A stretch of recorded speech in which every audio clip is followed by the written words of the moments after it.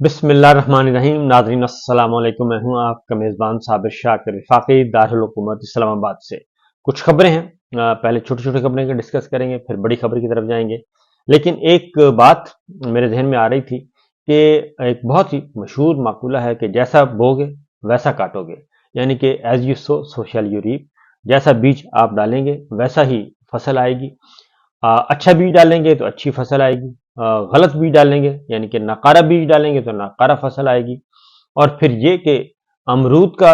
बीज डालेंगे तो फिर अमरूद उगेगा, और नीम डालेंगे तो नीम उगेगा। और नीम के दरख्त से आप इस बात की तवक्को नहीं कर सकते कि वहां पे आपको सेब का फल मिलेगा या कोई मीठा फल मिलेगा, तो ये मुमकिन नहीं है। इस वक्त जो हमारे यहाँ ये हो रहा है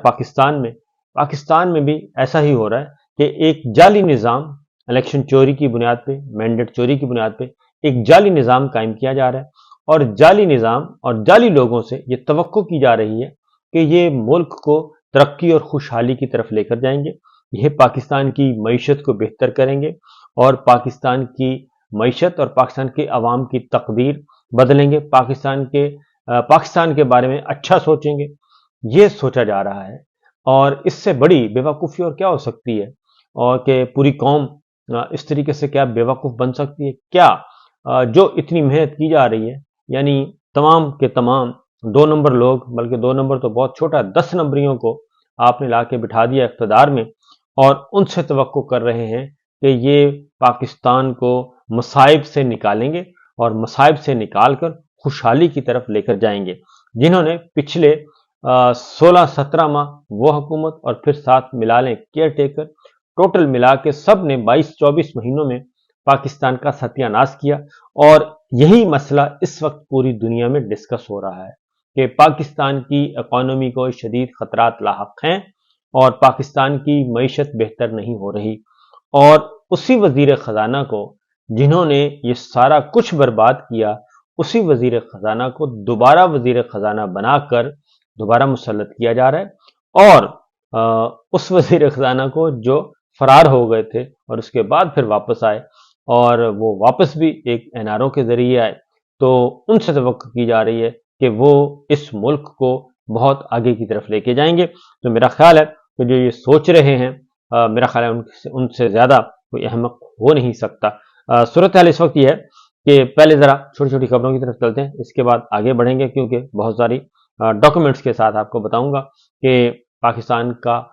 हालत पतली हालत है और ये निज़ाम चलने वाला नहीं है। क्योंकि कल पहला दिन था कौमी असम्बली का, और पहले दिन ही सबसे बड़े पॉलिटिकल पंडित, जिनकी नब्ज होती है पाकिस्तान की पॉलिटिक्स पे, आप उनसे इख्तलाफ कर सकते हैं, लेकिन उनको पता होता है कि हालात किस तरफ जा रहे हैं। तो उनका ये कहना है कि ये असम्बली चलने वाली नहीं है, ये असम्बली मुद्दत पूरी करने वाली नहीं है। यहाँ तक कि नवाज शरीफ साहब ने भी कल कहा कि करनी चाहिए मुद्दत पूरी। उन्होंने भी नहीं कहा मुद्दत पूरी करे, क्योंकि उनसे बेहतर कौन जानता है कि ये असम्बली कितनी खोखली है और इस असम्बली की बुनियादें झूठ और चोरी और डकैती पर कायम की गई हैं। और ये कैसे मुमकिन है कि शर से खैर बरामद हो? मुमकिन नहीं है। इसलिए जनाब एक तगोदो की जा रही है, दीवार को टक्करें मारी जा रही हैं, अपना सर ही जख्मी होगा और इसके अलावा कोई और हल नहीं निकलेगा। और इन तिलों में तेल नहीं है, ये बहुत पहले से आजमाए हुए हैं और इनको सोच समझ कर ही फारग किया गया था। लेकिन चूंकि आप ले आए हैं तो आपकी मर्जी है। सूरत है यह इस वक्त कि यूसुफ गिलानी साहब ने सेनेट की नशिस्त छोड़ दी है और वो पहुंच गए हैं कौमी असम्बली में। पहले उनका ख्याल था कि वो सेनेट में ही रहेंगे। उसकी वजह यह थी कि उनको चेयरमैन सेनेट बनाया जाना था, और चेयरमैन सेनेट के लिए गिलानी साहब को फिट करार दिया जा रहा था, और यही मुस्लिम लीग नवाज और पीपल्स पार्टी के दरमियान तय हुआ था कि हम चेयरमैन सेनेट पे पाकिस्तान पीपल्स पार्टी का होगा, प्रेसिडेंट ऑफ पाकिस्तान पाकिस्तान पीपल्स पार्टी का होगा, और वजीर आजम और बाकी जो स्पीकर वो होंगे मुस्लिम लीग नवाज के। इसी तरीके से इसी सेटअप को बलूचिस्तान में भी अडॉप्ट किया गया। स्पीकर जो है वो पीपल्स पार्टी का और डिप्टी स्पीकर नून लीग का, और पंजाब होली सोली सब कुछ दे दिया गया है मुस्लिम लीग नवाज को। अलबत्ता गवर्नर जो है वो कहते हैं कि पीपल्स पार्टी का होगा। تو یہ بندر بانٹ کی گئی تھی، اور لیکن اب اس میں کچھ رکھنے آ گئے ہیں، اور رکھنے اس لیے آئے ہیں کہ ظاہر ہے ہماری اسٹیبلشمنٹ جو ہے وہ بھی تو راہوں میں بیٹھی ہے دل تھام کے، بلکہ وہی بیٹھی ہے، تو انہوں نے بھی تو کچھ کرنا تھا، اس لیے انہوں نے یوسف زئی گیلانی صاحب کے لیے حامی نہیں بھری چیئرمین سینٹ کے لیے،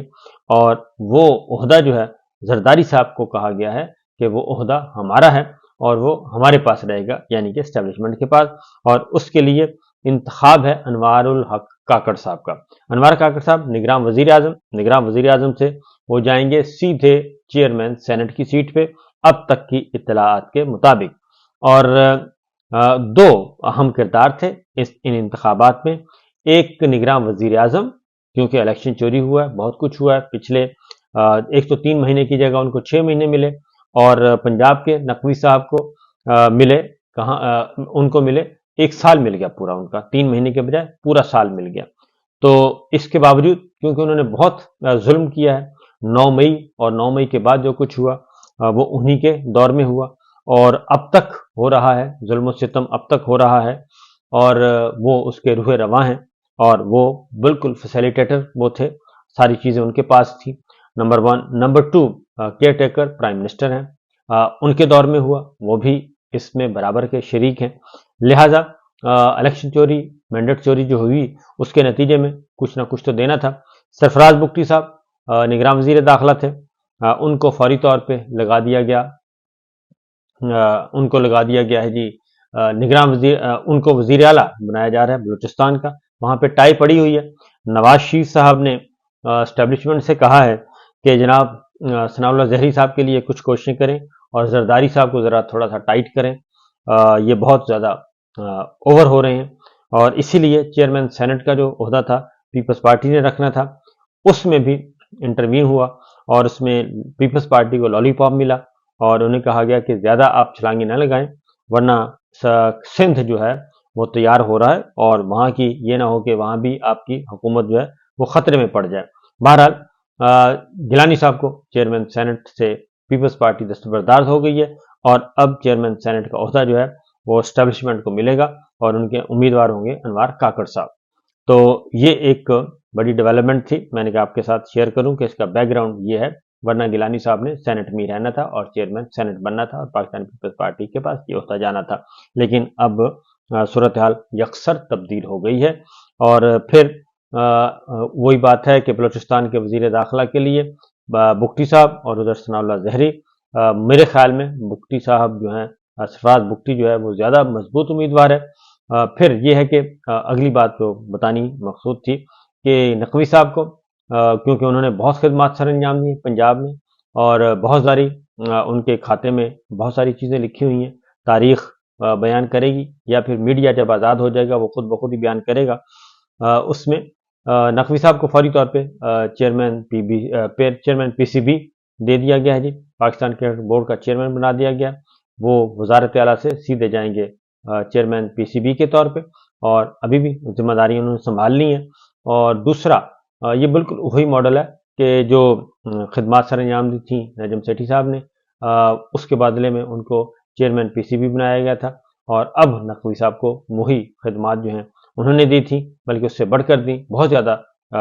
ظلم و ستم بھی اس میں شامل ہے، لہٰذا ان کو یہ دی۔ انوار کاکڑ صاحب دوسرے اہم کردار تھے، لہٰذا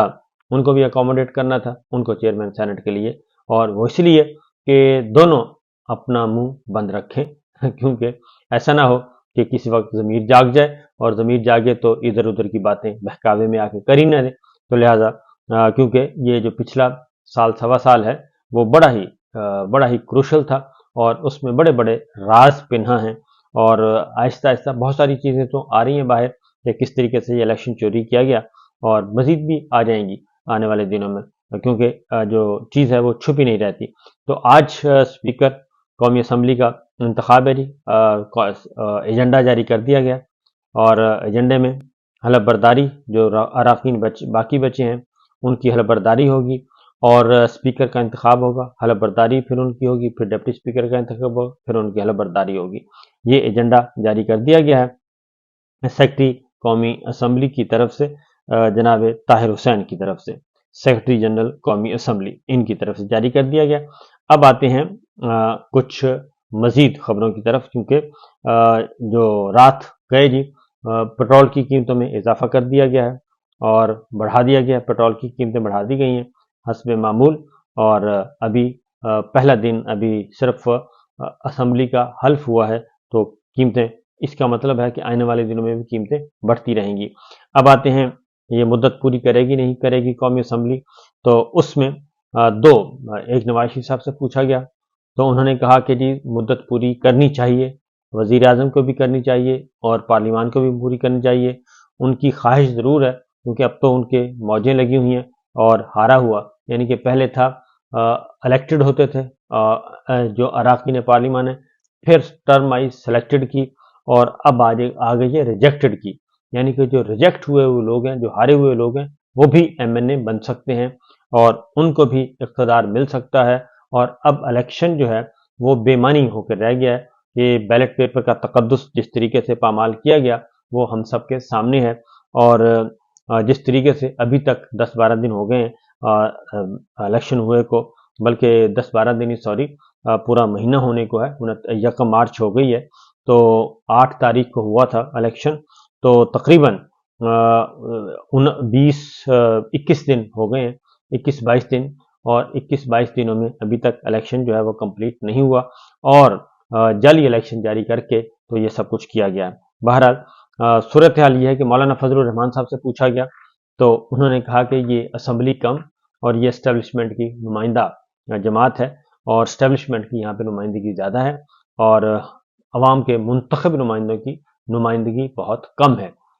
इसलिए उन्होंने कहा जी कि मैं इसको असम्बली नहीं मानता, बल्कि असम्बली नुमा कोई चीज़ है, और लेकिन असम्बली मुद्दत पूरी करेगी, तो उन्होंने कहा कि बिल्कुल नहीं ऐसा नहीं लगता कि ये मुद्दत पूरी करे, ये अपनी